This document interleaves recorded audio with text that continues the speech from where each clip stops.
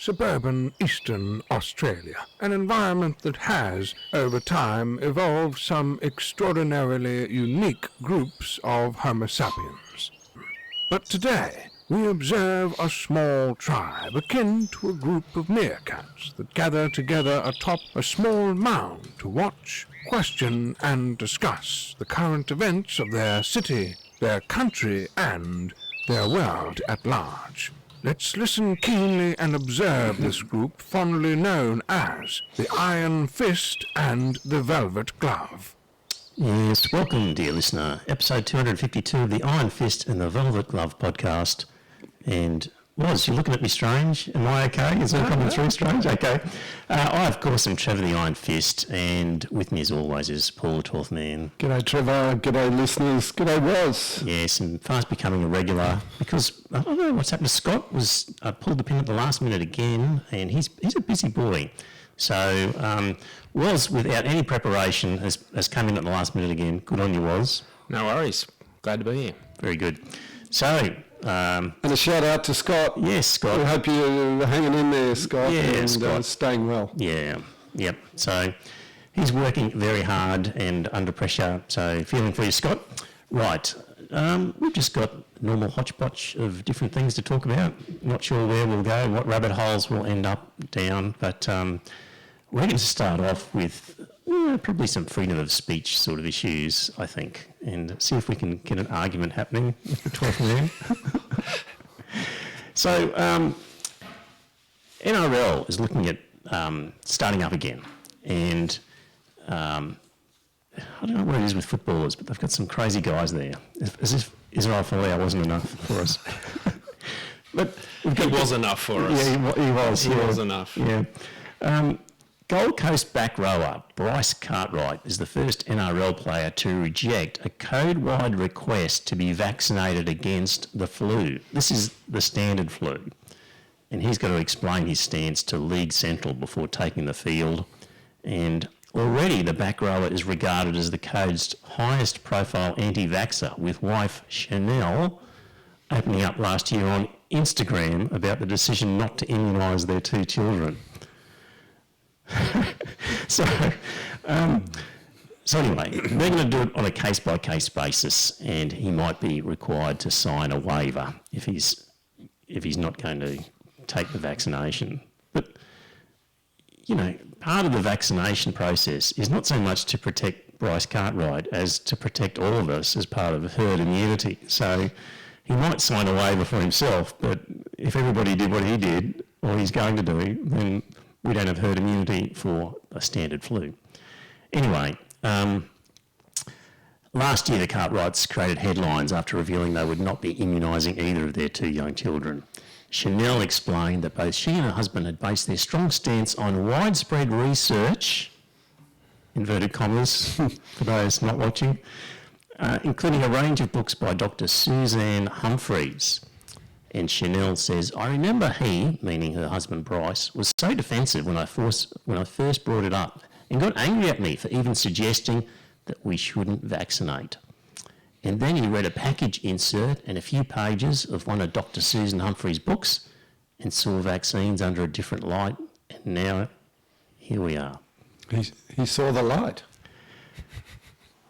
Saw the light. Paul, this is the danger. Why are you looking at me? Well, I don't think you're going to get an argument out of this topic.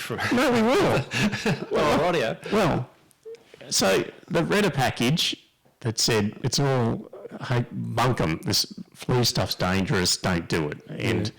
And you know, we've got somebody now refusing to vaccinate because of it. So that's sort of example one of free speech.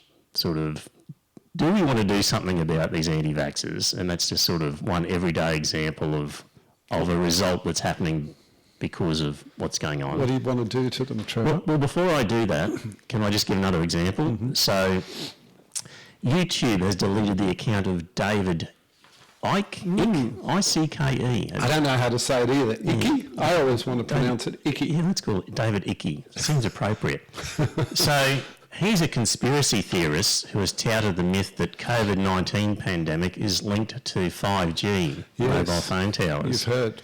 And his account was removed after YouTube decided he broke its rules on sharing information about COVID-19. So YouTube has clear policies, now listen to this carefully, prohibiting any content that disputes the existence or transmission of COVID-19 as described by the WHO and the NHS.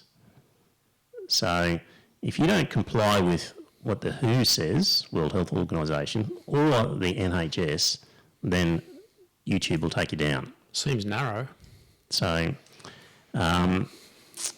YouTube in the UK. Yes. Yeah. Well, that's, I guess, for a UK-based YouTuber, I guess is, yeah, you're right. I don't know How you could ban something on YouTube in the UK and not everywhere. yeah, I don't know how that works. But get this. Icky, a former football player.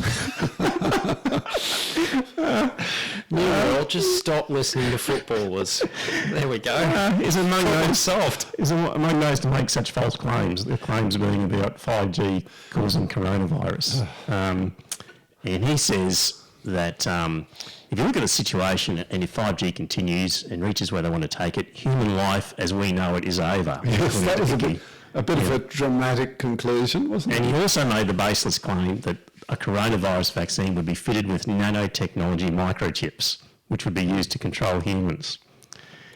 So, so we've got this character on YouTube. Well, Paul, is that a good idea for YouTube to block and pull down videos that don't comply with the WHO or the National Health Service? You know what I'm going to answer, don't you? Of course it's not a good idea. Right. And are you surprised by that? No, but what about Mr. Cartwright? What did he say again? So he read a package that came with something. Oh, this is And, the footballer. Yeah, should and he the be books. allowed to So he's put on reading- his Instagram account? well, he was reading Dr. Susan Humphrey's books that say vaccines are bad. So Be allowed to say and publish whatever he likes. should there be any warnings associated with Who this? decides what is acceptable, what is dangerous, what is not dangerous? Right. We all agree with freedom of speech, don't we? I hope so. Well, but there's a line there somewhere. Yeah, there's a where line where where you're not it's free. inciting violence. Because for a start, Can I suggest another line? well, there's a number of lines. There's a defamation line that we say we say you can't defame somebody, or if you do, you're going to keep getting financial penalties. So there's a few different lines that there's a swearing line where we say if you use foul language in a situation that we as a society has decided is unacceptable, no free speech there either. So There's a few lines, isn't there? there is a few areas where we say, so we don't believe in free speech. And they change for too, long. don't they? Because you guys would recall when you were children, you wouldn't Yes. dare say fuck in the school playground, would you? Let alone to a teacher. Some years ago, There's only one swear word left now, isn't I there? was walking through the playground of a high school, of a state high school, and I observed the school principal talking and standing and talking to a young girl, and the young girl basically told the school principal to go and get fucked. You know, so I mean, And that was a big deal. That was a huge... no, it wasn't. Well, it wasn't a big deal for the school principal. It was just like water for ducks back. But can you imagine that happening when we were in high school? Yeah, yeah. You know, parents would have been up in the principal's office, the whole works. I just want to give a couple of other examples before we keep going on what's allowed and what's not allowed. So you this afternoon, Paul, sent me some YouTube links, one of which was an Ian White, Oh, yes. who blames 5G for reducing immunity. Like icky. Yes, and he boasts about the essential essences of native Australian flora as being as having healing properties, right? Yep. And then the other one you sent me was Jenna and her crystals, which should have been titled Jenna and her cleavage. You noticed. Yes, I noticed. yeah, because Jenna had quite a cleavage. And she kept kept propping her crystals up. Did you notice how she held her crystals between her chest? I think I know how Jenna was getting her audience. I think I know how Jenna's YouTube... She's a very attractive young woman. I won't hear a bad word said about her. No, yes. You're probably quite envious of her crystals. Of course, if the crystals weren't hanging on a necklace, we wouldn't have noticed the cleavage, would we? So let's deal with Jenna, because she's the easiest one, I think, to deal with in a sense. No real harm happening there. She wasn't really saying, don't take normal medicine and do this instead. She's just saying, this will help you feel good. Yeah. So I think in that sense we could say Jenna's in the clear, that if people are silly enough to do that, they're just going to waste their money and they're not really going to harm themselves, it seemed, on the face of it with her. Right? Ian White, he's blaming 5G for, his essential essences stuff, same thing as Jenna's crystals, and he was also blaming 5G for reducing immunity. And is there any harm? On the face of it, no. But in the UK, there's a lot of damage being done to 5G towers. Yep. Vandalism. There's a lot of vandalism happening to 5G towers. He's not inciting people to go out there and destroy the towers, is he? No, but when you say to people, these things are evil and are actually harming people's health, that's where the natural reaction is it's a bit grey. Yeah. So... but I'm prepared to err on the side of him. If you haven't actually gone out and said burn down that 5G towers, then I'm prepared to let him go. And if people are stupid enough to think that 5G is going to cause immunity issues, well, I agree with you. Kind of let them think that. I don't have a major problem with that. So the vandals are the ones that are directly responsible. They are the ones who should be nabbed by the police and find themselves in court. Yeah, or those who are inciting people to go out and do damage to the towers. Which he evidently hasn't done. Yeah. So with Mr. Icky, he's the conspiracy theorist again with the towers and the 5G. Same thing. The difficult one with that is... he's removed from YouTube, and YouTube's got a policy that prohibits any content that disputes the existence... Oh, actually, he said something about... Yeah, he's saying COVID-19 specifically is linked to 5G, right? Oh, yeah. Yeah. Both of those guys that you mentioned. In the end, I don't see that that's likely to lead to a harmful situation. It's not going to stop anyone from going and getting treatment for COVID-19 if they are diagnosed. Yeah. Yep, he's just going to blame... They might be upset that they got it because of 5G, but they're not going to... Yeah. In a roundabout way, people might say, I'm not going to do social distancing because provided I'm away from a 5G tower, then I'm okay. Yeah. But that's a stretch. What about the flower essences? Do you think they are harmful? Because some people might come down with some symptoms, and rather than go and get tested, they might just... say, I'll take my flower essence. Or use it and get a crystal out and rub a crystal. And a crystal, But they might avoid going to seek medical treatment. I mean, I read some years ago that, people were saying in India, there are a number of people every year who die of snakebite. And why do they die of snakebite? There's probably a number of reasons. Probably not enough hospitals and, properly equipped clinics with anti-venin, but also ordinary poorly educated people get bitten by a snake bite. They go to a faith healer instead of to see a hospital, And the faith healer, of course, can't save them from the snake bite. Yep. So Paul, you're quite determined that no matter how wrong something is that somebody says, they should be allowed to say it, and they don't need to have... There doesn't need to be any warning stuff printed with it. Well, again, that comes back to teaching kids critical literacy, doesn't it? No, I don't think people should be shut down or restricted in what they say. Even if it's demonstrably wrong, like... Even if it's demonstrably 5G wrong. towers... Okay, what if they were selling something and it said made in Australia? It was actually made in China. They wouldn't dare. Well, can somebody do that? Well... Shouldn't we prevent that free speech? Yeah, well, that's not free speech, Trevor. Let's face it, that's something else. That's marketing. But these are all marketers. No, it's demonstrably wrong. Free speech is about guidelines, isn't it? freedom to express a sincerely held opinion without fear of retribution or punishment. But marketing is not free speech. A lot of these opinions, it could be proven that these people don't actually hold these opinions at all. Like, you might well have, taped conversations or whatever where these people go, oh, of course it's bunkum, I'm just making money out of this.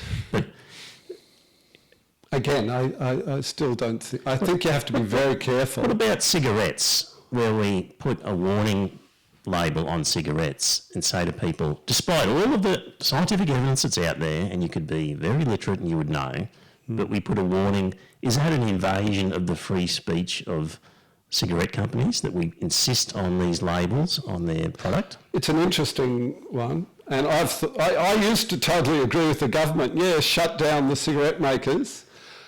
I'm just recently started reconsidering that and thinking... I'm not saying shut them down, but I'm saying a warning on there to say this is going to cause you cancer. As we know, they're packets now. They don't have any brand packaging or anything like that. Look, I personally don't smoke, so it's not an issue for me, but I do think that... I think the government has a very good point, but I think the manufacturers also have a valid grievance that they are being restricted in selling a legal product. Now, if it was an illegal product, end of story. But it's a legal product. I mean, should beer manufacturers have to put plain packaging on the beer containers because alcohol can kill you if you drink too much of it? Where do you draw the line? Yeah, but that's where a small amount of alcohol cannot be proven to be harmful, whereas a small amount of cigarette, use is obviously harmful. A small amount, do you think? Yeah, I don't think so. There's no good, healthy amount of cigarette smoke. Like, there's a good, healthy amount of sugar, there's a good, healthy amount of alcohol, but there is not a good, healthy amount of I tobacco. reckon there would be literally millions of smokers out there who would disagree with you. That they say, no, that first cigarette I light up in the morning, that just feels better. I know, so it feels it is doing them good. So hello in the chat room, by the way, to Kobe, Ross, Justin, Ricky, Bat, Bronwyn, James, Ross was in there. Thank you for saying hello in the chat room. Give me some comments here for the 12th man, because surely none of you agree with him on any of this. But Bronwyn says there's no safe limit on alcohol either. Whoops. So not if you're pregnant, and they do have a warning. Right. For pregnant women. Okay. So there you go. There you go. So, Paul, this freedom to just do whatever you like, even if there's real risk of great harm to people, just because it's speech, and even if we want to say, well, you can do it and you can sell it, but we want to put this warning on it, you're still not happy with a warning that advises people. My solution, unsurprisingly, is to educate kids better. Really. I'm deadly serious. Teach kids to question everything. I used to be a high school teacher in former life. I used to tell my kids, question everything. Yep. Okay, Wheat Watcher said that the sound quality is quite poor, so I've turned it up a bit. Wheat Watcher, tell me if that's better or if it's any different. So it shouldn't be too different. So let me just double check on that's happening with the sound there. That should be okay. Let me know if that's improved it or if there's issues with the sound. Okay, so we can't nail you on that one. And YouTube, no matter what rubbish people are spouting on there, no matter what conspiracy theories they're putting forward, then you're okay with it. So just freedom of speech. But meanwhile, the value of freedom of speech is so uniquely important. I think it does sort of force me to say, yes, as much as you might disagree with some of the things people say, and as dangerous as some of them might be, I draw the line at direct incitement to violence or even destruction of property. I would probably even say that would cross a line. But as crazy as their ideas are, so long as they don't incite people to harm others or commit, Violent acts. Malicious damage to property, yes, I think people should be able to say whatever they like. And then other people should be free to challenge them. Because I'm sure there's plenty of examples throughout human history where someone's had an unpopular view and has, Galileo comes to mind. Yes. There are probably thousands, aren't there? Yeah. And he wasn't given a voice. And that was overall destructive to human flourishing. It retarded social progress. It retarded social progress, yeah. The problem is we've just reached this point in society where there's so much misinformation going around that we don't know what's the truth anymore. Yeah. But I think if you put labels on everything, you're encouraging people to switch their brains off. Yes. And you don't want to do that either. I don't think you want to live in a society that's so safe where you don't have to think. I agree with Paul. We need to teach people how to think freely and be skeptical, have a healthy level of skepticism. And that's lacking at the moment, I think. And if you have warnings on everything, people just ignore the warnings after a while, don't they? Well, it just lets them know that, like at the start of a YouTube video, if you want to say that, or the anti-vaxxer one, that's clearly leading to a dangerous result. Like, you can really hurt people potentially if they're not going to be vaccinated. So if you're going to produce a book and want it published in Australia saying that vaccinations are evil and people shouldn't be doing it, then I think, and like with that couple, with the footballer, he read a package insert and a few pages of Dr. Susan Humphrey's books and saw it under a different light. And really, there needed to be a big red sticker on that book to say, the stuff you're reading inside here is complete shite. And you need to look at least this website to figure out that this person is completely wrong. Like, at least aren't you halfway to book burning? Well, no. This is my compromise. Big sticker on the front of the book. This is the compromise in order to. Now they can still make up their mind. Like, they might still go, "Look at that. I'm not going to accept that." How would you react if you went to a bookshop and you picked up a book, and first thing that stares you in the face is a warning? This book may be dangerous to you. How would you respond? Would you take that as I'd like it to say this book is full of shit. As a handy warning? It's actually contrary to all known scientific advice. Or would you take it as patronising and an insult to your intelligence? I would just look at it because we've had these discussions and I'd go, great. What about flat earthers? Yeah, well, you see, flat earthers don't cause harm. Don't they? What about that guy that shot himself up in a rocket and came down rather hard? So, good example. So do we take all the flat earther YouTube clips? No, because I don't see a real harm happening from that. But with the anti-vaxxers, I do. Die He did. Shooting himself up in a rocket? He did. But, I don't see I can see potential widespread harm in the anti-vaxxer movement. So I don't see it from the flat earthers. That's the difference. The capacity for harm.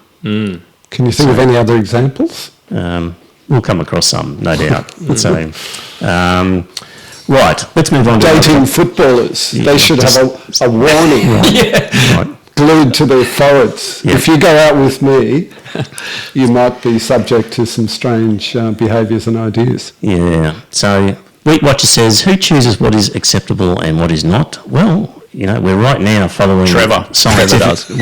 We're following scientific advice on any number of topics. Like, can't we say scientific consensus is this? Again, science is not about consensus, is it? Maybe you could be that guy. Which guy? Paul, you're out of work at the moment. I am. You can judge everything. Oh, can I put the labels on the books? Justin says the reason for warnings is stupid people do stupid things and then sue manufacturers. So, well, that's true. Yeah. That's true. What is it? Is it Darwin's when the stupid people die? What's that called? Darwin Awards. Something like that. Yeah. Yep. Okay, let's move on. Just briefly, we're lucky Scott Morrison is in charge, and I mean that sincerely. This will be good. Yep. Keep going. Because Scotty from marketing, please use his proper. Scotty from marketing. Imagine if Bill Shorten and the Labor Party were in charge and they wanted to introduce the closing down of the economy the way Morrison has, and the doubling of the unemployment benefits and the welfare that's been done. Could you imagine what the Murdoch papers' pressure would have been on? They would have just been against these things because they can't stand Labor. So they would have just been anti... Laying the boot in. Yeah. So these are things that we really needed, and if Labor was in power, the Murdoch press would be just saying, this is killing the economy, we should be opening the shops 4 weeks ago, and they'd be giving a completely different tack. But they would have done it anyway, Trevor, so what? Yeah, but pressure counts. Like, they'd be feeling the pressure to reopen things, which would be much greater than what it is now. And they would be... Lockdown would have been harsher. And they would be swaying public opinion. Do you seriously think the leaders of the Labor Party lie awake at night thinking about what will Murdoch say in the papers tomorrow? Absolutely. They'd be crazy if they didn't. Because do you not think he influences millions of Australians? Indirectly, Yes. he does. So they should be lying awake at night worrying about what he's going to do. Yeah, if they're not, they should be. Yeah. But look, what happened during the GFC, when the Rudd government introduced a package, and evidently it saved the economy. Yes. I don't remember, but how did the Murdoch press react to that? Murdoch, Morrison, everybody said, this is way too extravagant. This is going to ruin, we'll all be ruined. And they did it anyway. They did. So why wouldn't they do the same thing now? So you don't think the Labor Party would feel the pressure and might do things differently because of pressure? They might actually revel in it. You've got a very high opinion of it. They might actually revel in it and say, there, we're sticking it to Murdoch and we're doing it anyway.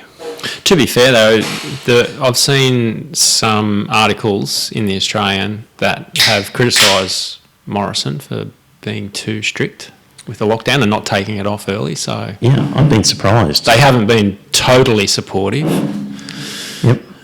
But yeah, do you think under Bill Morrison we would have been in a New Zealand style lockdown? Under Bill Shorten, Bill Shorten. we would have been under a new... That's my last beer. Look, I don't know how much... Look, I reckon they would have possibly gone a lot earlier with what... was Earlier done. and harder. Like, they made some really bad mistakes, Yeah. the Morrison. So when it first came out, what they did was offered just a bunch of money to small and medium businesses on the basis of please don't sack your staff.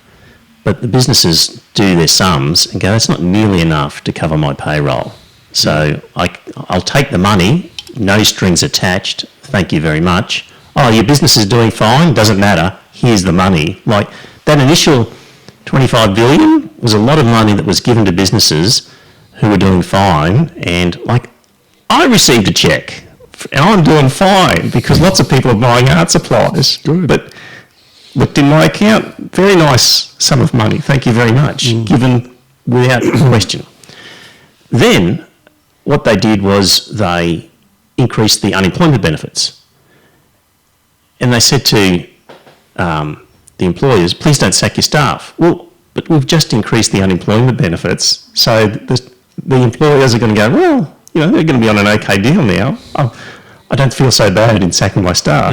It was then only in the third step where they then said to the employers, oh, here's some money for the staff to keep them on. But by that stage, it was too late. Other countries went straight to the people who had lost a job and said, here's some money. So, Which is how it happened in the GFC. Critical errors. The Rudd government paid money directly into individuals' bank accounts. They did small amounts, but they also did the schools and the pink bats and all that sort of stuff. So That's yeah. true. So anyway, I just think if Morrison was not in charge and if it was Labor, the pressure from the Murdoch stable, you don't think, well, do you think the Murdoch stable would have been anti a lot of the things that they're not anti now? Do you think they would have sung a different tune? Like, they've been quite supportive of a lot of this, but do you honestly think that they would be singing the same tune that they're singing now? No, it's not that. It's just that I think you put too much store in what Murdoch thinks, you know. I mean, he doesn't run the country. But, okay, so can I get to this point? You agree that he would have been less supportive of these moves? I'm not a mind reader. I don't know what Murdoch thinks. Seriously. Okay, well, he hates Labor and he loves Conservative governments. Mm-hmm. I can tell you what he thinks. Like, that's what he thinks. And he wants Conservative governments in power and he wants Labor out of power.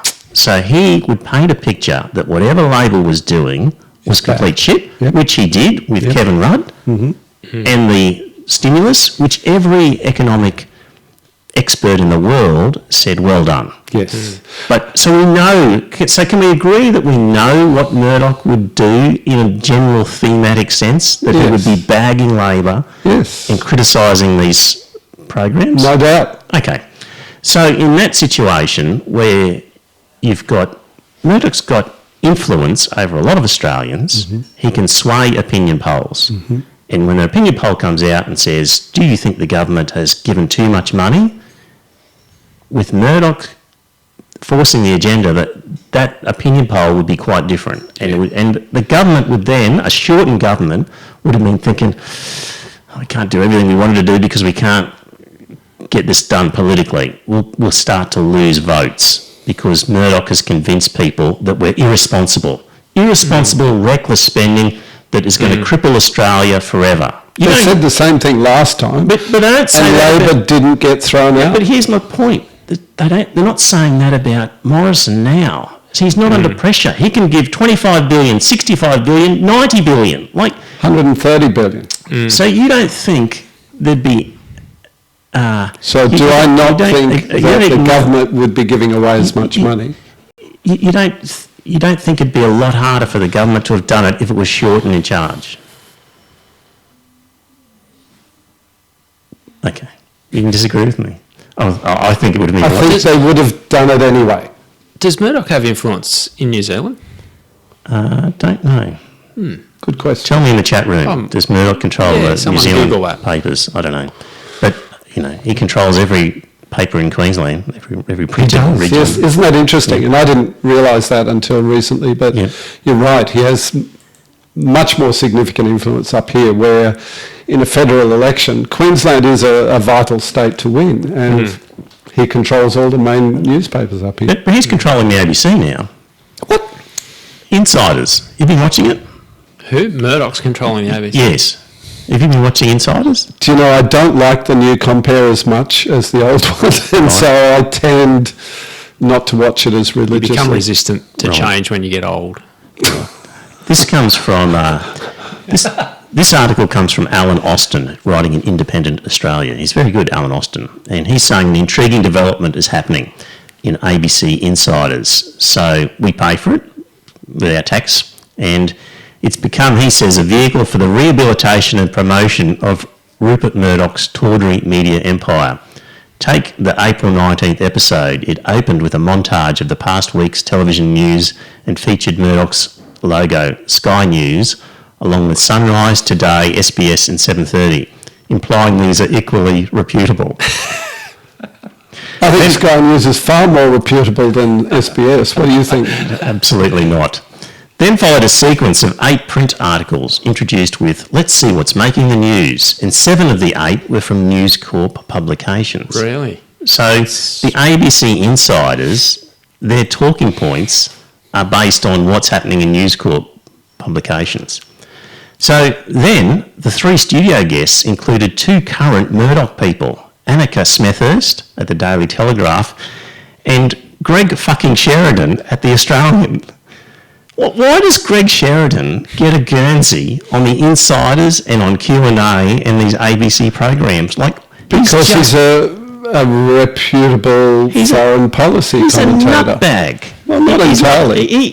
he's the one who said in relation to the US and Iraq that the American eagle is soaring gloriously over the Iraqi territory. Like, It's a rhetorical flourish, but he's actually a pretty astute observer he's completely of wrong. foreign policy. No, he's completely wrong. He is so pro-American.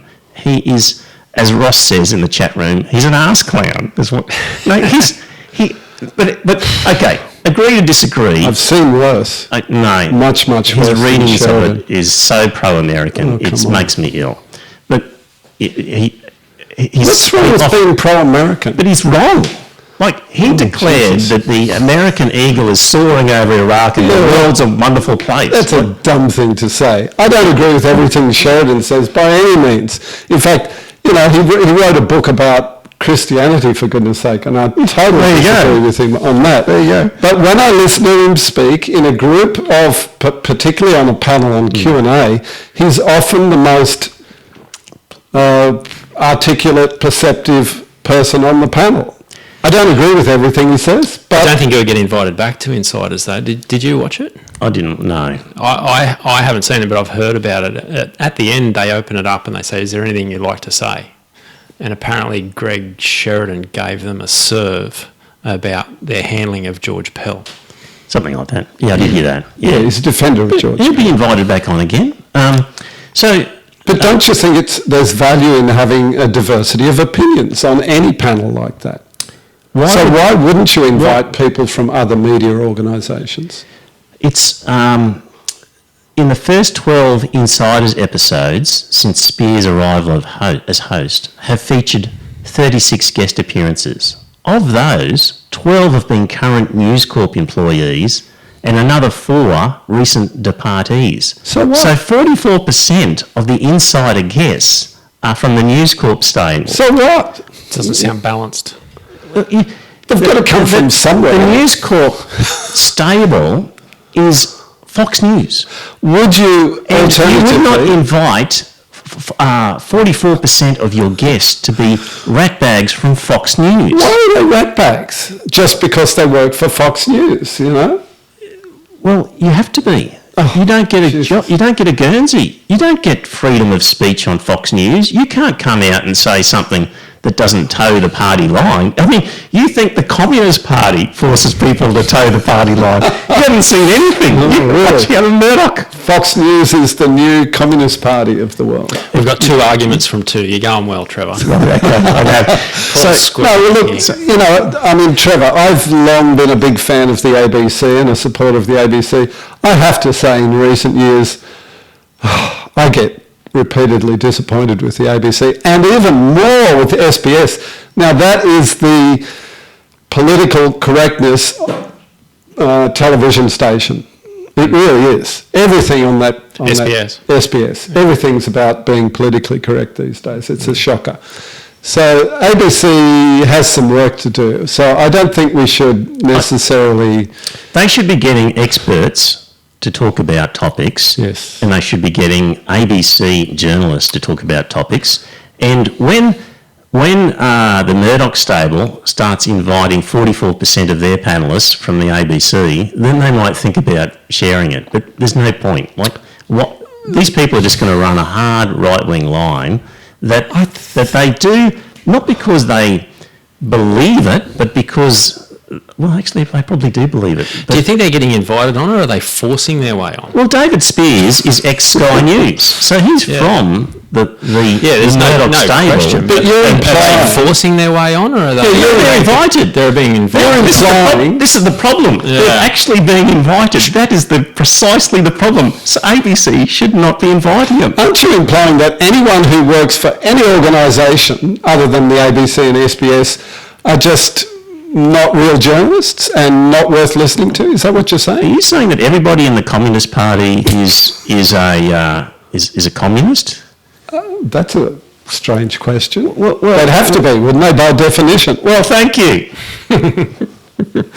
I rest my case. No, you didn't. Yes, I did. But There are a lot of a journalists. right-wing Fox. They all need network. a job, Trevor, and they can't all get jobs at the ABC. And if you want to keep your job, you toe the party line. You don't think they do that on the ABC? Really? they may well do, I think they do. but more difficult for the ABC, being a public service, to sack people. So you've got more security of tenure at the ABC than you would in private enterprise. Yeah, I'm going to agree with Trevor because I want to get invited back onto the show. Sly. Please, I want... I'd be upset if you got Greg Sheridan on here next week. Oh no, let's invite Greg Sheridan. That's a good idea, Warren. All right. Let me finish off. There's no need, this is from Alan Austin, who said that there's no need for the ABC to reference anything from News Corp, certainly not as being a key source of information. Australia has more than 30 important media organisations. It is itself a well-resourced generator of news and news analysis. Murdoch's minions are entirely dispensable.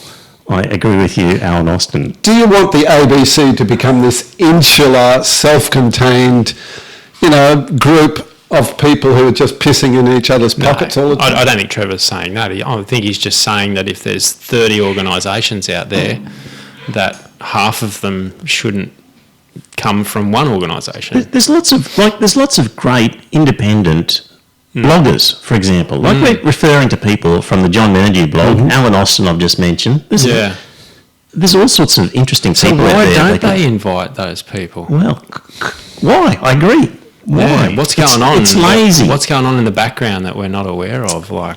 It's lazy. And what I suspect happens, I reckon the Murdoch stable reaches out to them a lot and says, hey, you want Greg on? He's available next week. So they're pushing their way on it. And if you're a lazy producer and you're thinking, what are we going to do next week? We can get this guy. Like, it saves your phone call. Yeah. It's like, Isn't it more interesting to have a range of people on a program like that? You don't want everyone. Yeah, I don't think agreeing with Trevor's each saying other. not to have a range. I want a of people. range, but I want some expertise. Yeah, he's saying appropriate balance, right? Yeah. Sheridan's been in the game a long time. It's not as if he doesn't have the And expertise. I don't think Trevor would mind Sheridan being on there. It's all the other Murdoch journalists that come with him. What about right? Spears? If it was... Do you think he does a good job? Because I personally find his interviewing style grating, because he talks over the person he's interviewing all the time, and I find that annoying. Hey, Murray, thanks for the tip, saying that my mic is too high. So tell me if this is any better, Murray. Thank you. I don't know what's going on with the sound on this episode. So anyway, we'll try and sort that out. But maybe we're just shouting at each other because we're really angry. I hope you've all signed up for Flu Tracker. So you haven't signed up yet, have you? No. Anyway, just the normal flu symptoms, roughly 0.2% are showing as having just normal flu symptoms, whereas normally at this time of year it would be about 1.5%. So just normal flu symptoms down because of being so careful. Well, we should have a lockdown every year then. Yeah, we should. Yeah. Saves lives. Okay. That movie we mentioned last week, Michael Moore. Oh, the doco, Yeah, the documentary. Planet of the Humans. Yes. I came across an article from The Guardian. Critical. Yeah. Basically. As you'd expect in The Guardian, by the way.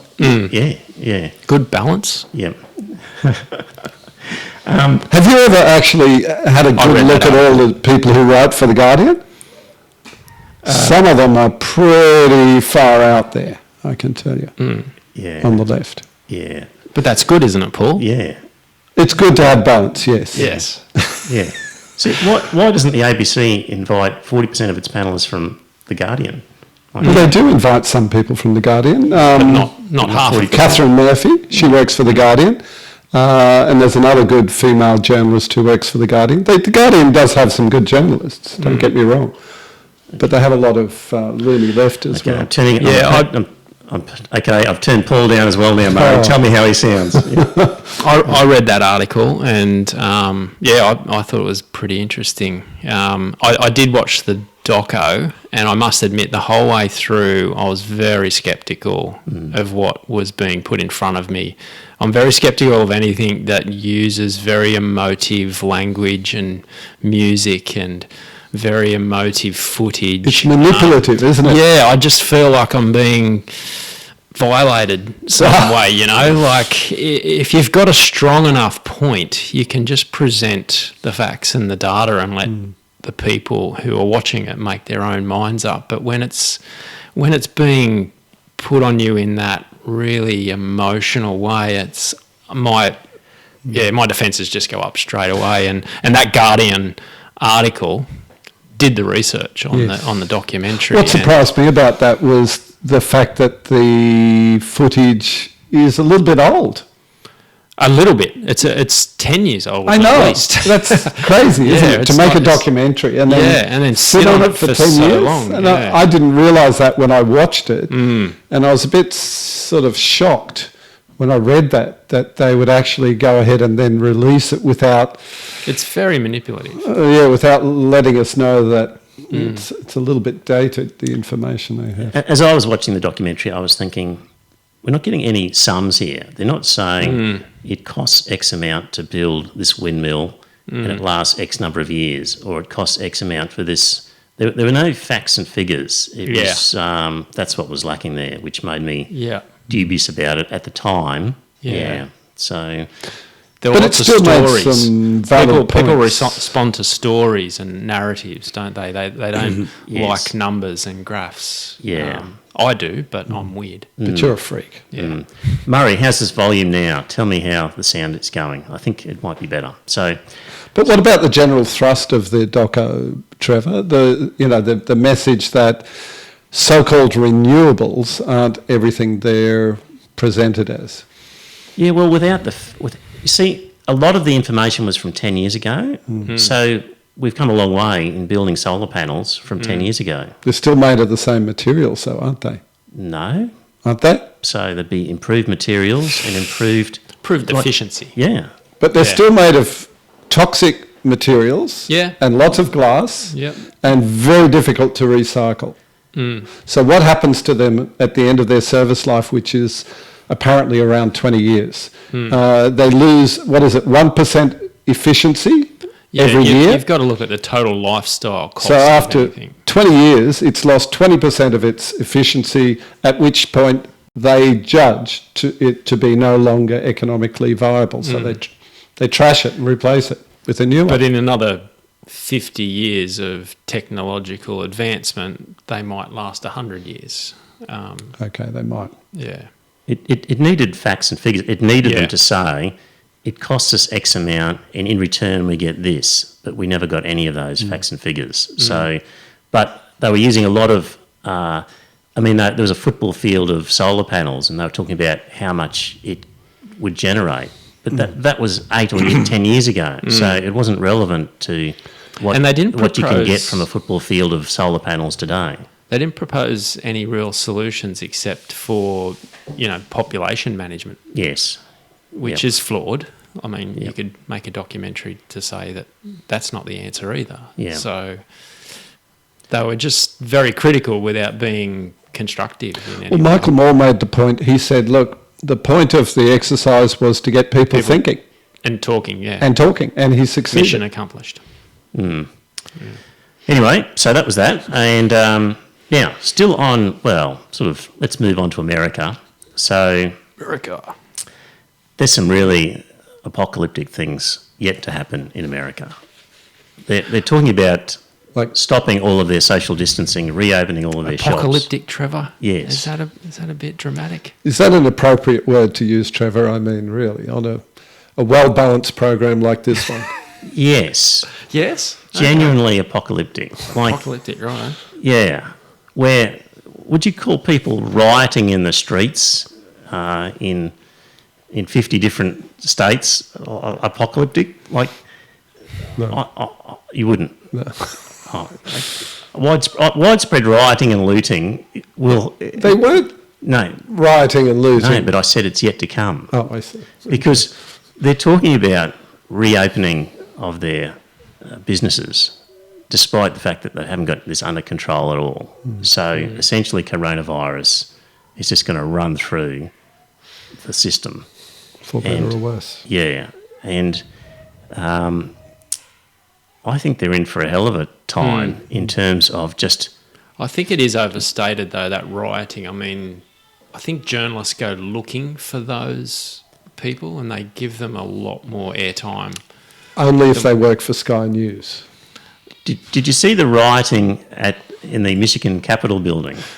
No, I didn't see that. Yeah, the guys with the guns. Yeah, and trying to force their how way much of into that, though, do you think in the is, masks. into the. you know, that it's a quiet, friendly protest, and then they see the cameras turn up and they go, "You beauty, let's do something really stupid so we can get our heads on telly." Like, But these are guys with mohawk haircuts. yeah.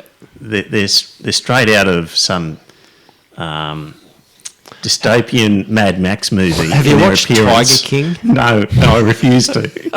Well, that will give you a very good insight into America. So they're fully armed and with these assault. types of people. that They're we're armed gonna with be assault discussing rifles. here. Yeah, They're looking really mean and scary. Yeah. Many of them wearing all sorts of crazy stuff. And yet- they've stormed the Parliament House in Michigan, Yeah. demanded access because they want the place opened up again. is that what's motivating them though? I think what's motivating them is they just want to get on TV. And if you watch The Tiger King, you'll understand what I'm talking about. So many people in America just want to be famous. You know, they just want their 15 seconds. No, of these fame. guys were angry and they want the laws changed to reopen the country. Like, seriously, that's what they said they wanted. That's Yeah, why they were there. But just they because want they're their, saying that doesn't mean they want their mean that. freedom. So But are you extrapolating that over the entire US population? Because I think they're a pretty small minority, Yeah. those crazies, frankly. And they're given a lot more airtime than what It's a they big country with a deserve. large population, so in absolute numbers, there's a lot of them. If you transplanted them to Australia, you'd really notice them. But they're a small percentage. see, of we're America's only in the early population. days. We're only in the early days for America of this virus. And you've got 50% of Americans do not have $500 spare in the bank. No, it's sad. And they don't have any income, and they're going to be kicked out of their homes, and they're not going to be able to eat. So they're going to start looting because they're hungry, 50% of Americans. And if They might lose some weight. yeah, well, Good. it depends. It depends what they like to eat. I've got a link to an article here. Jean Wickham's 2 sons are in college. Her husband has worked at the same New Jersey casino for 36 years. She recently felt secure enough to trade her full-time casino job for 2 part-time gigs that came with an expectation of bigger tips. The coronavirus shut everything down in Atlantic City and put 26,000 people out of work. She's worked since she was 14 years old and has never had to rely on anybody until now. So her minivan was one of thousands of vehicles. This is in Egg Harbor, New Jersey. Thousands of vehicles that snaked as far as the eye could see one morning last week, 10 miles west of Atlantic City. The promise of fresh produce and a 30-pound box of canned food, pasta and rice from a food bank drew so many cars that traffic was snarled for nearly a mile in 3 directions, leading to 5 accidents. And this person says, "I'm just afraid I'm going to lose my house. I feel like a failure right now." So, about 1,500 emergency meal kits were distributed to casino workers in just under 3 hours. Once all the kits were gone, many cars remained and circled around the abandoned mall where food was being handed out, where it had been handed out. Those drivers were given a 5-pound bag of onions, 3 red cabbages, and 1 green cabbage. We have Going to be a bit reached, smelly in their households for the next couple of weeks. we have reached the situation where Americans are relying on handouts of onions and cabbages. Does that sound like Soviet Russia during a crisis to you? Handouts of bags of onion and cabbages. And warm blankets. Yeah. Wow. I just think that's sad. a sign of what's going to happen in that country. I saw speaking of docos, I saw a doco the other day of some, what they term survivalists in America. You know, these people who've got their house all stocked I've with heard about them. Yeah. food for when the catastrophe comes, Yeah. and they'll be ready. Yeah. These people were absolutely bonkers. I mean, seriously bonkers. Yeah. They had years of food stocked up, like preserved food and canned food, and they had built their house almost like a fort, so they could defend it from attack. Yeah. And then it wasn't just this husband and wife; their kids and extended family were part of the plan. They also had a bus Yeah. and some trailers and stuff, so that if they couldn't, defend the homestead, they were going to load up the bus and all the other vehicles and drive off into the sunset with their stocks of food. And do you think there's something wrong with that? I think they're absolutely bonkers. What do you think? If I lived in America, I'd be a prepper. There's a reality I would be a TV prepper. show That's what they based call on them, preppers. Yeah. there's a Thanks, whole Murray. Yep. reality TV show series actually, Yep. and they'd go to a different prepper's house. But again, my skepticism kicks in there, and I think, is this just for TV? Are these people real, or And the problem with reality clearly, TV they nowadays is enjoy it's having not the real. camera, don't they? They enjoy showing everybody how smart they are and how well prepared and how good they are. But I'd go a step further to think that these are just people that are not preppers. They're just being paid to act so they can get their heads on TV. If only there was a warning prior to it that this was false information. What a great idea, and Trevor. Not to trust it because it's bullshit. That'd be great. That should just be something that you listeners get a warning sticker and just put it on top of your TV and just have it there permanently. Yeah. Hey, the other interesting thing that's happening at the moment is oil is so cheap that the USA is thinking of invading the USA. Like, that's how cheap it is. Okay. I'm going to put some in the freezer. Yep. It's that cheap. Look, one of the reasons why I'm so sceptical about the future of America with this thing is it's just the nature of American culture is so much pro-individual and liberty that they're not prepared to accept limitations to their liberty that might be for the greater good. And this virus demonstrates a time when you need to curtail your liberty and accept some restraint for the greater good. And they're just not going to wear it. They just won't wear it. It's been so ingrained into American psyche. And yet most Americans have worn it, Trevor. Yeah. Most Americans have observed the, social distancing. And That's like we my have. observation as well. There's always going So to be it's a minority of cranks. There's a limit to it with Americans compared to other cultures. Like, inherent in their culture is this, the sort of protests we've been seeing. I've only seen in one other place, which was Berlin. I haven't seen any other country protesting like Americans have for their freedom. So There was a guy on an Australian beach who went for a swim and ran away. He evaded the cops for a few minutes at least, didn't he?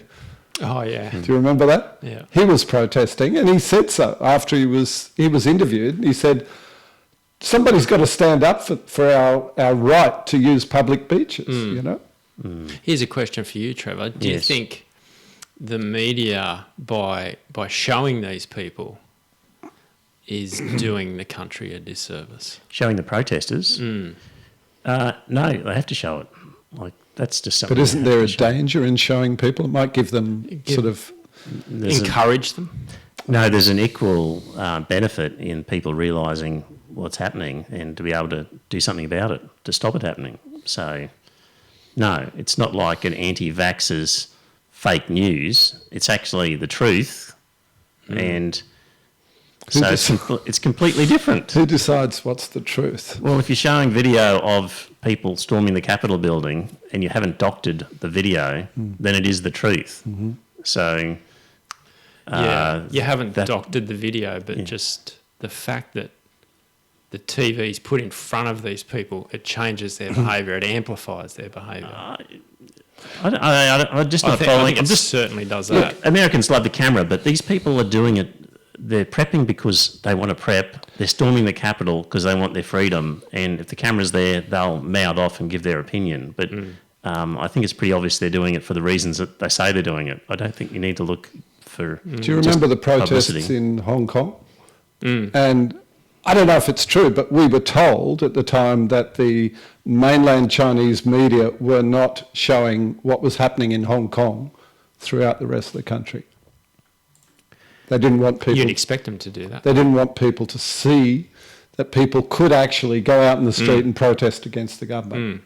Does that surprise you? That doesn't surprise you. No, it doesn't surprise me, but don't you think it's potentially dangerous to show people that they can actually stand up to the government and protest? Might give them bad ideas. They might break the rules. No, I don't see the analogy as stacking up. My distrust in the media is such that I would actually think that these American journalists would be egging these people on. You know, In Egg Harbor, right? Hey, In Egg Harbor. It was Egg Harbor, New Jersey. Yeah. Egging them on in Egg Harbor. Could be. Yeah. But that's plausible, right? I mean, they want to get the scoop. They want to get their stuff going viral. It's like they turn up and there's not a protest happening. You just try and get have a look going. Have a look at the footage, and I think you'll go, okay, this was just people ready to riot, and they were doing it for their own. Just because that's the beauty of video is you can look at it and get a sense of it. So, particularly when you see people who aren't looking at the camera and are just doing what they want to do, I don't think it's publicity driven. So, do you know what crossed my mind when I saw it? I was thinking, you know, all these guys with guns, and they looked really angry, and as we know, they were trying to force their way into the legislative chamber, whatever they call it there. I don't think the police actually allowed them to get that far, did they? no, they didn't actually get in. What would happen? What would happen if they got in? If they actually pulled out their guns and started saying, let me in or else, you know, and then the police would have to respond to that threat. Well, put it this way. If they were brown people doing exactly what these guys did, they'd all be dead now. Do you really think so? Absolutely. Do you really think not? I really think not. No. Okay. What were they going to do once they broke into this building? I mean, just let them in, and then they'd stand in the building and go, what now? Like, they're not going to... They'll probably just get into a shouting match with the people. They were in the waving their chamber. guns and they were saying, we want the laws changed, open up our economy again. And they're waving their guns, their semi-automatic weapons. Yeah. Some of the members of parliament had their bulletproof vests on. Oh, did they? Yes. Oh. Yeah. So... But no, So seriously, shooting a member of parliament, that's not going to help you with your quest to get... but threatening and saying there's a mad group, you guys need to change the laws. It's a threatening action. So, and absolutely, if they were brown or black, they would have been mowed down and dead. No, I agree. They wouldn't, Trevor, because Yeah, sorry, Was, you agree can with you me? imagine the with you. backlash? You agree with me? Yeah, can I come on next week? But imagine that in Australia.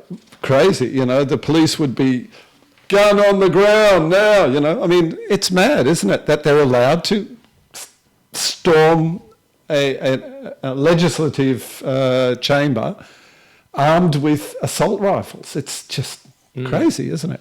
Maybe that's what we should do next time we want laws changed. Go down to Canberra. Probably not your best thought tonight, Was. Now, China, we're always talking about. China, Let's we go love back to China. China. I was thinking about China and I made some notes, which you looked at, which caused you to do some study. So here were the I notes did. that I made. I did do a little Because bit. think about China, and clearly they're not communist. Like What? It's Chinese Communist Party. It's communism is the state ownership of capital, and Means there's production. there's a million millionaires in China. Like it's there's no way it's a market economy that's privately owned. Now you might have to be a member of the Communist Party to help your chances of owning it privately, but for all intents and purposes, market economy with a large degree of private ownership, like that disqualifies you as a communist country. That's an interesting point. I don't know. Do you think it does actually disqualify you from calling yourself a communist? Well, that's the essence of communism, is state ownership, common ownership of capital. Of the means of production. Democracy and voting is nothing to do with communism and capitalism. That's an entirely separate question. So when we're looking at China, and you go off about how it's a totalitarian, authoritative state that's terrible, right? Okay. And I want to look at democracy, because if you look at China, it seems to me that you've got the Chinese Communist Party, which some people choose to join, and they work their way up through alliances and backstabbing and political Machiavellian. And we have a number, don't we? machinations. What did you say, 6%? I think it was 6 to 10% are members of the Communist 6%. Party. Yeah. So population. the figure that's usually available for members of the Communist Party in China is 90 million. Yep. Which is roughly 6-point-something% of the total population. Yep. If you're not in the Chinese Communist Party, you're really not in the game as far as politics goes. So factions are formed. Some within the party there'd be differences of opinion. Some would be left in the sense of left in China. Some would be right in the terms of right. Like there'd be different policy priorities of different groups who would form factions and would promote people within their faction, no doubt. That's just how politics works. Yeah. So the Communist Party decides who the candidates are, and ordinary people don't have a say in that process of who the candidates are going to be. In Australia, basically we've got politically motivated people join a party, which would be way less than 6% are actual members of political parties. Yes, but all adults over 18... Like if it was 0.6%. But let me just finish, Paul. Okay. And to some extent it operates like the Chinese Communist Party in that, but we just get to decide which of two communist parties we want. We don't get to choose the candidates. So not even ordinary members quite often get to choose who the candidates are. Like I think there's Eden Monero by-election coming up. There's sort of complaints that head officers said, well, the candidate is going to be this one, and the local branch members went, well, hang on, aren't we supposed to decide that? And I said, not in this case. not.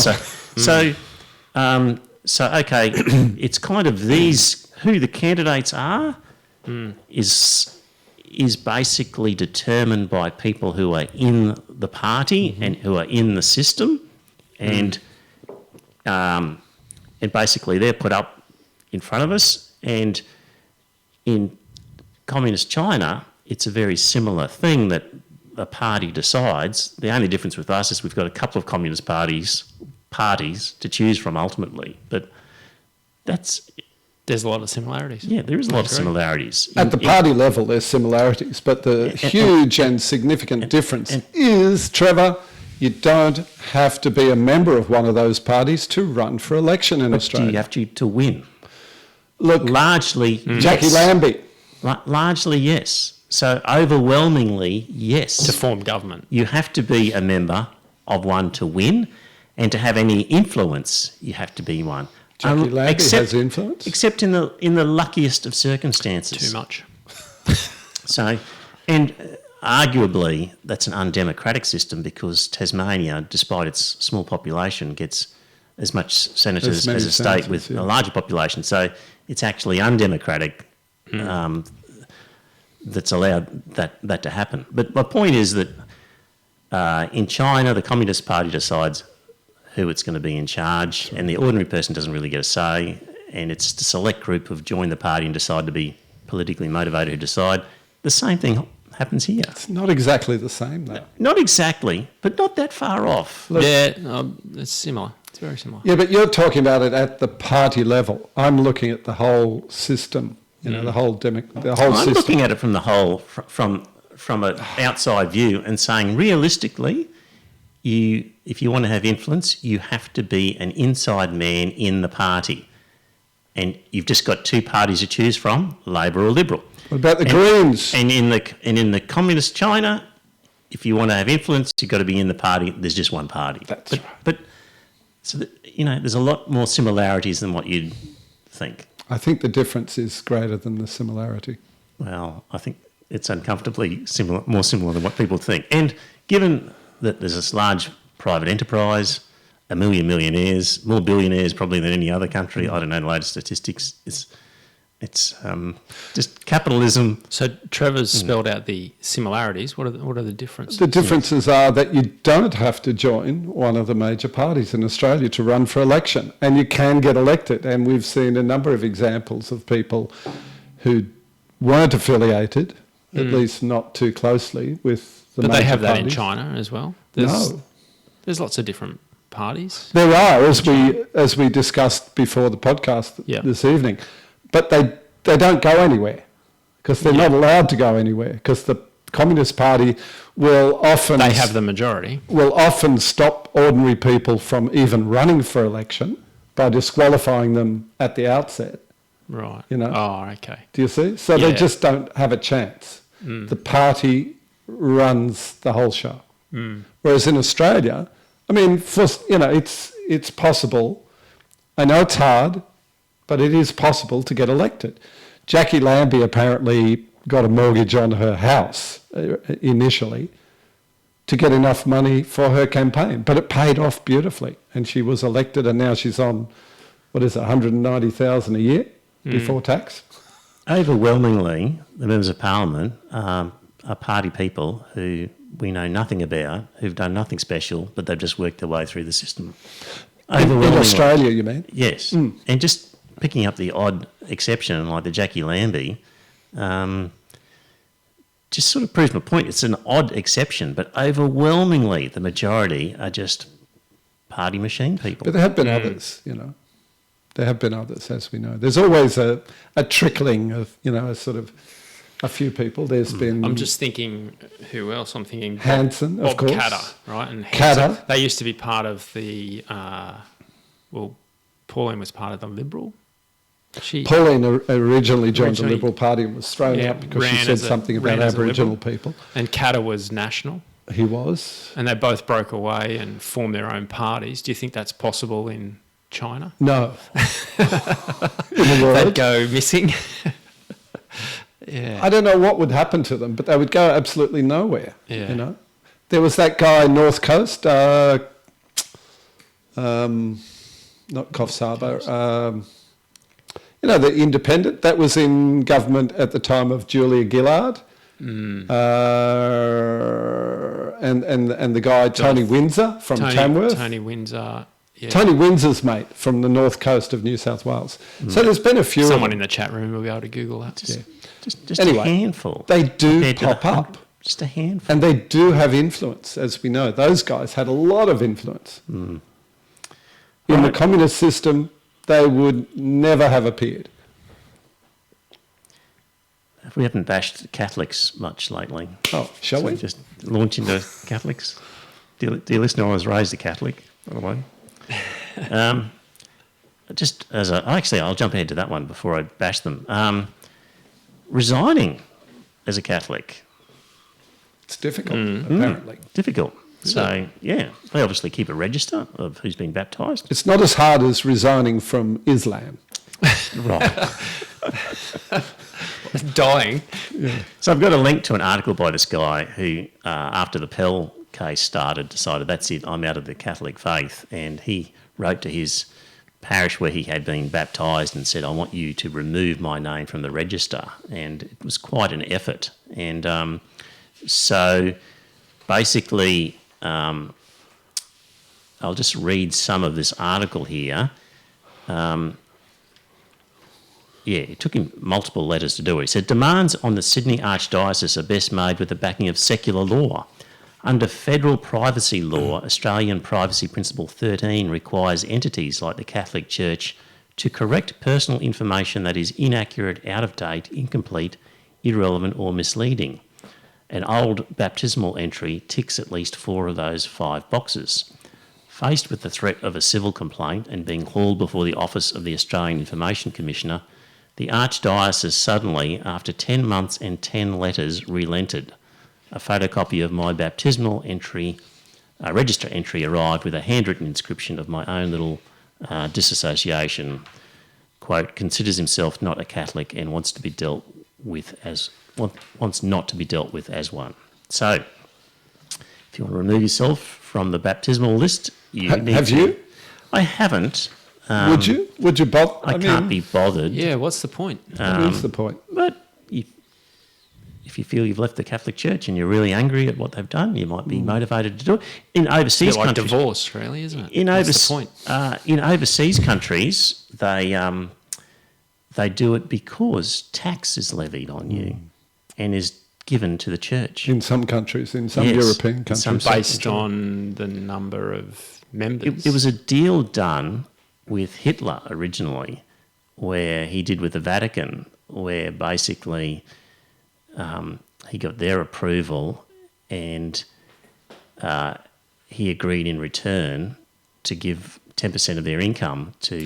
I don't think it was 10%, but it was a small percentage of It might be 10. everyone's Kind of like a tithing. income. Oh, tax. right, yeah. And if you wanted to stop paying this tithing, you had to resign from had the to church. do So, registers. But Yeah. it's not that hard, apparently, like in countries like Germany. If you fill in the requisite document and submit it, you are actually freed of that obligation. to it pay was tax. difficult and it's getting easier. So a Finnish website Finland. has automated more than 730,000 resignations from Finland's 2 state churches since new freedom of religion laws were introduced in 2003. The same can be done in other places. So yeah, important in some of those European countries because you actually pay extra tax on top of what you would normally pay if you are registered in a religion. There's no material difference in Australia. No. Though, is there? It's No, the Australian government would look more at the census data, wouldn't they? Yes. Yeah. That would, yeah. Was that this year? Well, it was 2016 was the... Yes. Must Was be it due this for year? it. 16 was the last one, was it? I think it was. Is it Is it that 4 years or long 5 ago? years? Every 4 years or 5 years? It's 5, I think. Must be every 5. So they haven't been talking about it, and they haven't decided on the question again because I know the religious question was up for grabs again because Whether it's going to be a 2-part question or yes, because the sort of atheist secular side wanted the question to be: Are you religious? If no, skip the next bit. If yes, nominate your religion rather than what has been the case, which is what is your religion? should run a viewer poll. So on. Get your guesses in as to what the numbers are going to be. Yes, we will do that closer to the time. Scott and I were way off last time. We were far too optimistic. Oh, really? Yeah, we were. So, now, just back to Catholics. So, dear listener, the federal government sends a lot of money to private schools and to religious schools in the Catholic system. And with everybody except the Catholics, they write the cheque to the school and say, here's your cheque for our government funding from the federal government. With the Catholics, they write one cheque to Catholic head office. In the state? In the country, well, Presumably. it might be, maybe they write 6 or 7 cheques to each state. Each state, yeah. Or they might write one cheque to Central Catholic head office. Good Is point, there, I'm and not then sure. they is there determine. such a thing as Central Catholic I head don't office? know. Maybe they do it It's probably state by basis. state. Maybe. Yeah. I'm not sure You would on hope that. so. But rather than a cheque to every Catholic school, it's a cheque given to Catholic, To either Catholic- state head office Catholic or... yeah. education, yeah. And they're then to divide it amongst the schools. So you know what they do? They give the most to the poor schools, and they say to the rich schools, you don't really need it, guys. Oh, he's a comedian. Yeah, that's what they've been telling people. Because that's the Christian way, isn't it? Look after the Yeah. poor people. So Malcolm Of course they Turnbull... would. So It's Malcolm, probably a story from the New Testament That's what Jesus would do. for Yeah. this. so Malcolm Turnbull's latest autobiography refers to this scheme Oh, yeah. and his discussions that he had with Catholic leadership. And he's now a practicing Catholic, isn't he? Is he? I believe so. Oh, that's disappointing. I think he swapped to Anglican to match up with his wife, I thought. Or maybe he was Anglican and swapped to Catholic. I I can't thought remember which one it was. Yeah. So, So in his book, he was astonished to find out that the reverse was true. He says, surprise. now he's talking about a guy, Fisher. Who would that be? Archbishop Fisher. Fisher explained that the problem with our needs-based model was that more funding would go to schools in the poorer outer suburbs of Sydney and country New South Wales. And Turnbull said, I was astonished, but don't you do that now? There was a long pause. Malcolm, if your reforms go through, it would mean that the fees of St Francis School in Paddington would have to go up, which is the one in the Turnbull area. Have to sell a Range Rover. Yeah, so One of the Range Rovers. Turnbull wrote that he explained that government funding, he was prepared to write, let me just see, he was prepared to write one cheque to the Catholics, but he wanted transparency as to where the money was going. He Yeah. wanted to actually say, because we don't know. We write a cheque Yeah, and to the Catholic Have Church you and spent we it? have Yep. no idea how it is distributed to these schools at the moment. And so Turnbull said, I'll give you one cheque, but you're going to have to show what schools get what. And this Archbishop said, Morrison said, if they wanted to subsidise fees in posh areas at the expense of schools in poor areas, they were free to do that. Oh, come on, Malcolm, said Fisher. You know, once you tell people how the government has assessed need and shown how much each school would get, we could never get away with it. People would say we were shortchanging poor schools to benefit the rich ones. Turnbull wrote that at one point Archbishop Fisher argued schools in his Wentworth electorate were needier because the parents had bigger mortgages. And more Range Rovers to pay off. so the people in the bush needed to just get bigger mortgages, and they would have got more of the funding. Yeah. Simple. So just the Catholics, or the Anglican schools, all the other All the religious others. schools, It's different just- rules. Yep. How is that not discrimination? Yeah. Yep. How is that not immoral? You know, I mean, from the arbiters, self-appointed arbiters of morality, we get that, you know. Yeah. And finally, which sort of harks back to what we were talking about earlier, Jan Stuckey, former Queensland MP, was interviewed by the National Secular Lobby. Recently resigned. She resigned. And the Secular Lobby had a bit of a Q&A with her, and they posed this question to her and said, from the outside, there appears to be a significant conservative bloc within the LNP whose members hold strong religious beliefs and act upon these in their policy making. What's your view of this observation? Do you think there is, in general, any problem with mixing religion with politics? And Jan Stuckey, former Queensland MP, said, that's a true assessment, and those with conservative religious views are often very vocal and try to sway others to their beliefs and thinking. I've experienced this on more than one occasion, sometimes in a mild-mannered way and other times with considerable forcefulness. I was once bailed up against a wall in Parliament prior to a vote. So she said at another point here,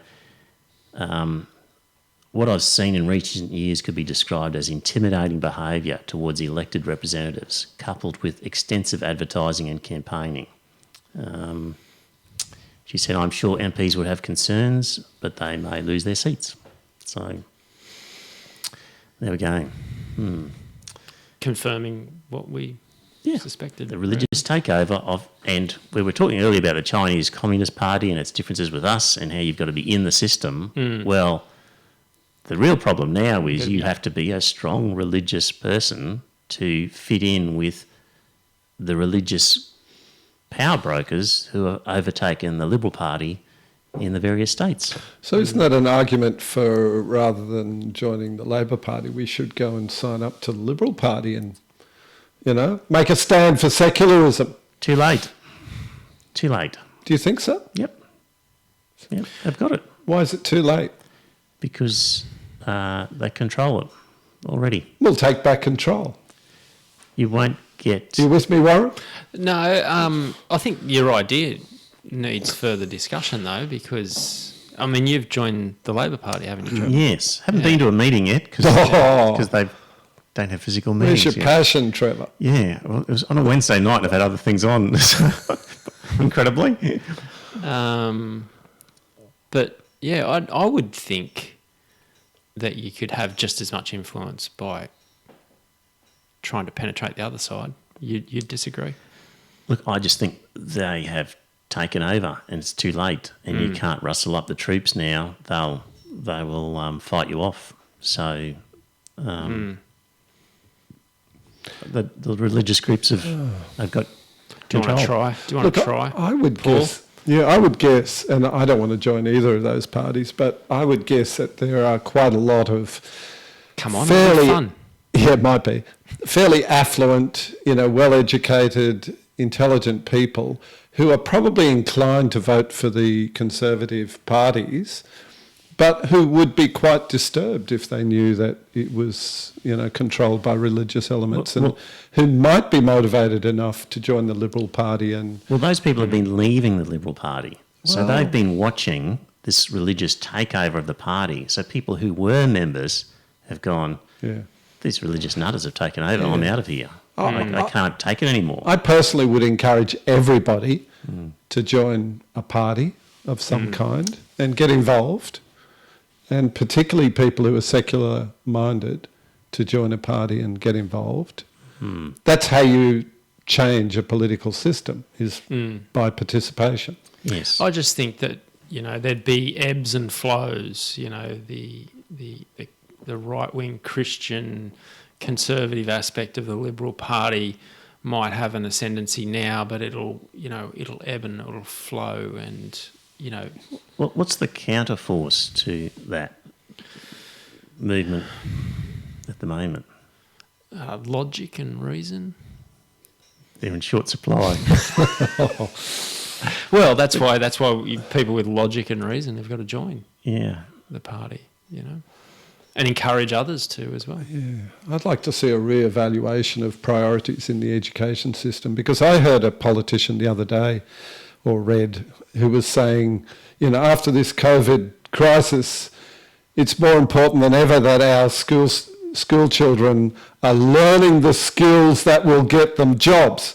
I mean, I heard that right through my career as a teacher. Our kids need skills that will get them jobs. To hell with understanding the world and how society works, and where we came from, why we live in an affluent, relatively free democracy. To hell with all of that. The kids don't need to understand that. All they need, according to some educators, is to get a job. I mean, their priorities are way off. I think kids need to learn to be people, to be humans, to be members of a society, up to at least year 10. Maybe in year 11 and 12 they can start to study specialised subjects that are more in line with their personal interests or inclinations. But up to year 10, I wouldn't give them any electives. If I was the Minister of Education, I would be prescribing what kids need to study to become fully formed people in a functioning Well-rounded society. adults. They need unsupervised play. That's what they need. That's what's lacking. They need that too, but Well, I often criticise America, as you know. In case you hadn't noticed. do you? But the American university system, as I understand it, your first year is sort of a generalist. Yeah, that's my understanding. Japan as well. The first 2 years in Japan It is might even be general 2 in studies. America. I'm not sure, but it's certainly much more generalist than ours. Rather than heading into your specialised subjects, you Exactly. do these general arts. They get a liberal education Yes. for the first year or two, yes. and then after that they specialise. Yes. Makes perfect sense to me. Yeah, it does. So there you go. There's something positive to come out of that country. Yep. Anne in the chat room says, should we have a secular faction of the Labor Party? Yes, Anne. Join up and secular we'll create faction. a secular... Because it's all about factions. All politics is about factions and groups and mounting your group. So... Which faction are you going to join, Trevor? well, You'll have to find one. yeah, I have to find one, make my own little faction up. You should. Yeah. So I don't know. I'm looking forward to your feedback right. when you get Yeah. along to your first meeting. Yes, yeah. So I think they're doing Zoom meetings now, but I sort of I've been busy with other things, but I'll get to it. Yeah. Yes. Right. Well, gentlemen, I've come to the end of my list of topics. Did you have anything? And Mrs. pressing? Fist hasn't even popped her head through the door she's tonight. left us alone. So yep. Thanks, Mrs. Fist. Yep. Right. Bat says, join the left, Trev. Well, it would be the left rather than the right, wouldn't it? Bat Mel. So, yep. Is there a listener called Bat? Bat Mel. So, yes. Bat. Who's, yeah. And she said earlier that the police here would have told them to put their weapons down. So, I don't know any bats. right. I think it's a pseudonym for is it? something else. Yeah. Oh, okay. So, G'day, Bat. yep. Okay. There we go. Well, dear listener, It was good. I'm ready for an interview. I have to find somebody to interview, I think. If you think of somebody that should be on Greg the Sheridan. podcast. Yeah, Yeah. female voice on this podcast. Yes. It'd be good. So, if I've you been asking some people, and they're like, no. What about Jackie Lambie? Give her a call. That'd be entertaining. I'd listen to that. Anyway, we'll need to do an interview at some point soon, I think. So anyway, well, not sure what will be on next week, but there'll be something. So thanks for tuning in. We'll talk to you next week. Yeah, thanks for listening. Hope you enjoyed the episode. Yeah, thanks everyone. See ya. Bye.